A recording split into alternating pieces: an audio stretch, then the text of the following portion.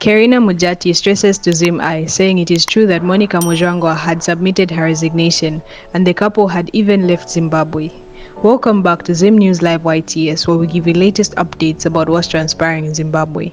Before I go any further, don't forget to like, subscribe and turn on the notification bell so that you don't miss any updates from our channel.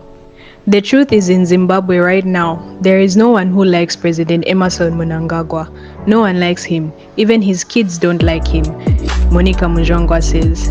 This is today's news about Karina Mujati revealing to ZVAITWA that there is truth in the speculations of Monica Mutsvangwa submitting her resignation and the couple even leaving the country. It is said that Monica Mutsvangwa's reason for resignation is that no one in Zimbabwe right now likes Emmerson Mnangagwa, and that is why she and her husband have left the country.